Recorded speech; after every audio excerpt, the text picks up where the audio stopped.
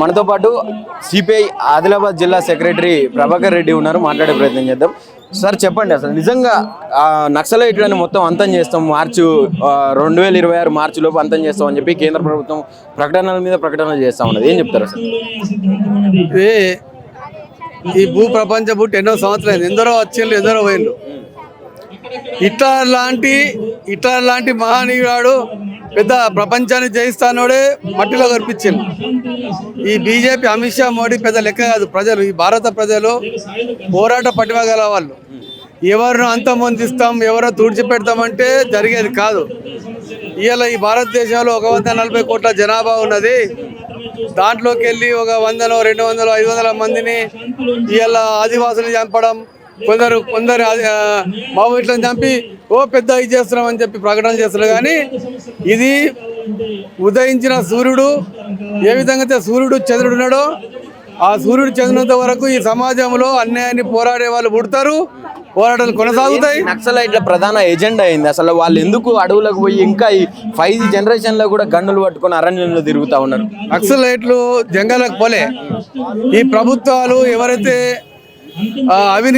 అవినీతిపై పోరాడతారో, ఏదైతే మన ఎర్ర జెండాతో పోరాడుతుందో వాళ్ళు అణచివేయాలని చెప్పేసి కొన్ని రాజకీయ విప్లవ పార్టీల మీద నిషేధం విధించడం వలన, చిత్రహింసలు చేయడం వలన, అరెస్టులు చేయడం వలన కొందరు మావోయిస్టులు జంగల్లో పట్టిండొచ్చు.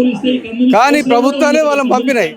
వాళ్ళు అణగదొక్కడానికి ప్రయత్నం చేసి కుటుంబకుల్ని అరెస్ట్ చేయడం, మరి వాళ్ళని కాల్చివేయడం, కొంత అనుమానాల్లో ఈ విధంగా రకరకాల నక్సలైట్లు అంటే దేశద్రోహులు, హిందూ వ్యతిరేకులు అంటే ఇలాంటి వార్తలు వినిపిస్తా ఉన్నాయి. ఏం చెప్తారు అన్న దీనికి? ఇప్పుడు నక్సలైట్లలో దాదాపు ఎక్కువ మంది బ్రాహ్మణులు, కోమట్లు, ఆర్యవైశ్యులు అంతా అగ్రకులాలు కూడా ఉన్నారు ఇంత పోరాటం చేయడానికి.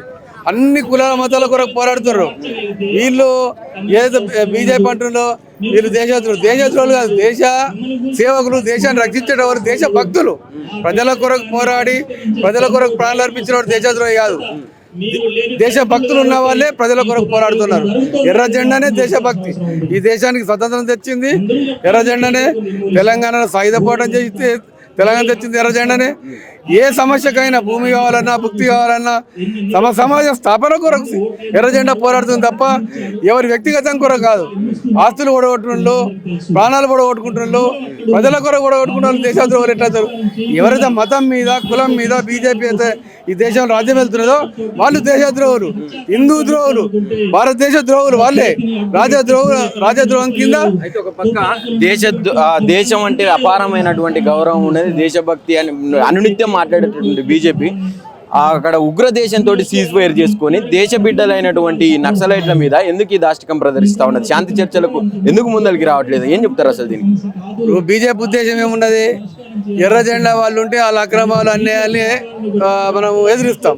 కర్రెగుట్టలో ఇలా వజ్రాలు, వడ్డీరాలు, ఖనిజాలు బాగా ఉన్నాయి. అవిటి పెట్టుబడిదారులకు ఏదైతే కట్టబెట్టడానికి, కంపెనీలకు, ఖనిజాల కంపెనీలకు కట్టబెట్టడానికి స్వదేశీ విదేశీ వాళ్ళకు ఎట్లయితే కాశ్మీర్లో 370 ఆర్టికల్ తొలగించారు, అది కూడా పెత్తందారులకు కట్టబెట్టడానికే జమ్మూ కాశ్మీర్లో ఆర్టికల్ 370 తొలగించారు.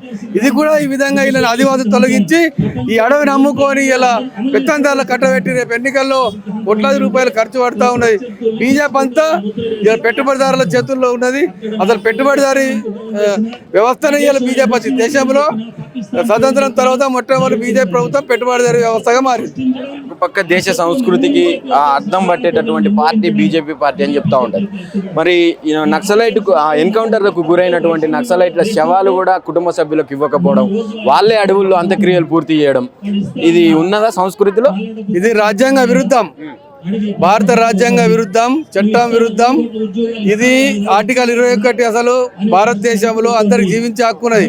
హతమార్చే హక్కు అసలు లేనే లేదు ఈ భారతదేశంలో. ఇది ఒక నూతన రాజ్యాంగం సృష్టించే విధంగా బీజేపీ వ్యవహరిస్తున్నది. ఇది అవసరమైతే దీని మీద కంటెంప్ట్ పోయి ఇలా మీద కేసులు కూడా బీజేపీ ప్రభుత్వం మీద, ప్రధానమంత్రి మీద, అమిత్ షా మీద కూడా అవసరమైతే కేసు బుక్కులు చేయాల్సిన అవసరం ఉన్నాయి. కోర్టు చట్టాలు కల్పించుకొని సొమాటో తీసుకొని కూడా అవసరమైతే కేసు చేయాల్సిన అవసరం ఉంటుంది. ఎవరైనా పిటిషన్ కూడా వేసే అధికారం కూడా ప్రజలకు ఉన్నది. ఇది అన్యాయం, అక్రమం. ఇంతటితో దాగదు. ప్రజాస్వామ్యం కొరకు, ప్రజల హక్కుల కొరకు, సమాజం కొరకు ఎర్ర జెండా పోరాడుతుంది. ఎందరు పోయినా పుడుతూనే ఉంటారు. ఒక కమ్యూనిస్టు పోతే వేలాది పుడతారు అంటారు, ఒక సిపిఐ నాయకుడు పోతే వేలాది పుడతారు.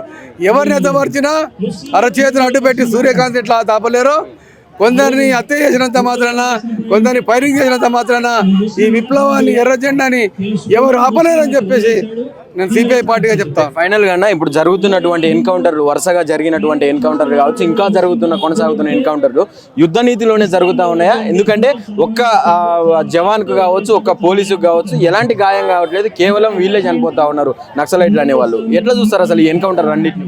ఇది పట్టుకపోయి బలవంతంగా దొరికించుకొని చిత్రహింసలు చేసి చనిపోయే ముందర ఇట్లా ఆ నెలల కొద్ది చిత్రహింసలు చేసి ఎక్కడెక్కడలు ఎవరెక్కడని చెప్పి ఇంటర్గేషన్ చేస్తూ ఉన్నారు.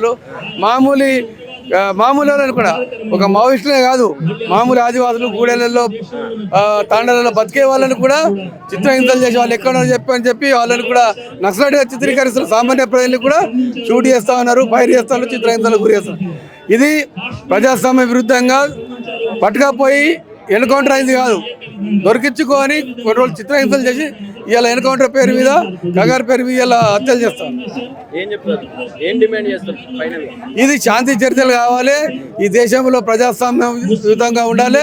వెంటనే కేంద్ర ప్రభుత్వం దిగి వచ్చి రాజకీయ పార్టీలు, దేశంలో ఉన్న ఎర్ర జెండా పార్టీలతో సహా కాంగ్రెస్ పార్టీ, ప్రజాస్వామ్యవాదులు, సెక్యులర్ భావాలు గల పార్టీలు, ఒక బీజేపీ, ఒక చంద్రబాబు మినహాయించి, ఈ రెండు పార్టీలు మినహాయించి దేశంలో ఇది శాంతి చర్చలు జరగాలని కోరుకుంటాను. వెంటనే శాంతి చర్చలు చేసి ఈ భారతదేశ ప్రజాస్వామ్యాన్ని కాపాడాలని చెప్పేసి మేము డిమాండ్ చేస్తున్నాం. అందుకే ఈ సదస్సులు, సభలు, సమావేశాలు ఇంతటితో దేశవ్యాప్తంగా ఉద్యమాలు కొనసాగుతాయి.